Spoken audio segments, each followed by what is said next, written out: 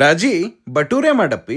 ಅಯ್ಯ ಬಟೂರೆ ತಿನ್ಬೇಕನ್ಸಾತೈತೆ ನಿಮ್ಗ. ತಡೀರಿ ಹಂಗಾರ ಮಾಡ್ಕೊಡ್ತೇನಂತ. ಫಸ್ಟ್ ನಾ ಅದಕ್ಕೆ ಏನ್ ಮಾಡ್ತೇನಂದ್ರ ಒಂದ್ ಬುಟ್ಟಿ ತಗೊಂಡು ಅದಕ್ಕ ಒಂದ್ ಬಟ್ಲ ಆಗುವಷ್ಟು ಮೈದಾ ಹಿಟ್ಟು, ಒಂದ್ ಬಟ್ಲ ಆಗುವಷ್ಟು ಗೋಧಿ ಹಿಟ್ಟು, ಜೊತೆಗೆ ಒಂದ್ 2-3 ಸ್ಪೂನ್ ಆಗುವಷ್ಟು ರವಾ ಹಾಕಿ, ಒಂದ್ ಸ್ವಲ್ಪ ಕಾದಿದ ಎಣ್ಣೆ ಹಾಕಿ, ಸ್ವಲ್ಪ ಉಪ್ಪು ಹಾಕಿ, ಇದನ್ನೆಲ್ಲದನ್ನು ಚಲೋ ತಂಗ ಮಿಕ್ಸ್ ಮಾಡ್ಕೋಬೇಕ.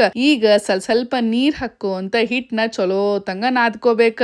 ಬಾಳ ಗಟ್ಟಿನೂ ಆಗ್ಬಾರ್ದು, ಬಾಳ ಮೆತ್ತಗೂ ಆಗ್ಬಾರ್ದು. ಹಿಟ್ ಹಂಗ ಚಂದಂಗ ಇದನ್ನ ನಾದ್ಕೋಬೇಕ. ನಾವೇನ್ ಚಪಾತಿ ಹಿಟ್ ನಾದ್ತೇವಲ್ಲ ಆ ಹಿಟ್ಟಿನ ಹದಕ್ ನಾದಿದ್ರೆ ಸಾಕ. ಈಗ ಮ್ಯಾಲ ಒಂದ್ ಸ್ವಲ್ಪ ಎಣ್ಣೆ ಹಚ್ಚಿ ಇನ್ನೊಂದ್ಸಲ ಚಂದಂಗ್ ನಾದ್ಕೊಂಡು ಒಂದ್ ಪ್ಲೇಟ್ ಮುಚ್ಚಿ ಇದನ್ನ ಒಂದ್ ಅರ್ಧ ತಾಸ ನೆನ್ಯಾಕ್ ಬಿಡ್ಬೇಕ. ಈಗ ಈ ಕಡೆ ಒಲಿ ಮ್ಯಾಲೆ ಒಂದ್ ಬಾಳ್ಗಿ ಇಟ್ಟು ಅದಕ್ಕೊಂದ್ ಸ್ವಲ್ಪ ಎಣ್ಣೆ ಹಾಕಿ ಎಣ್ಣಿನ ಕಾಯಾಕ್ ಬಿಡ್ಬೇಕ. ಈಗ ನಾವೇನ್ ಹಿಟ್ ನಾದಿಟ್ಕೊಂಡಿರ್ತೇವಲ್ಲ ಒಂದ್ ಅರ್ಧ ತಾಸ ಆಗಿಂದ ಅದನ್ನ ಓಪನ್ ಮಾಡಿ ನೋಡಿದಾಗ ಅದ್ ಹಿಟ್ಟು ಚಲೋ ತಂಗ ನೆಂದಿರ್ತೈತಿ. ಅದನ್ನ ಇನ್ನೊಂದ್ಸಲ ಚಲೋ ತಂಗ ನಾದ್ಕೊಂಡು ಅದ್ರಾಗಿಂದ ಒಂದ್ ಸಣ್ಣ ಪಾಟ್ ತಗೊಂಡು ಚಲೋ ತಂಗ ರೌಂಡ್ ಅಂಗ ಹಿಂಗ್ ನಾದಿ ಉಳ್ಳಿ ಮಾಡ್ಕೋಬೇಕ.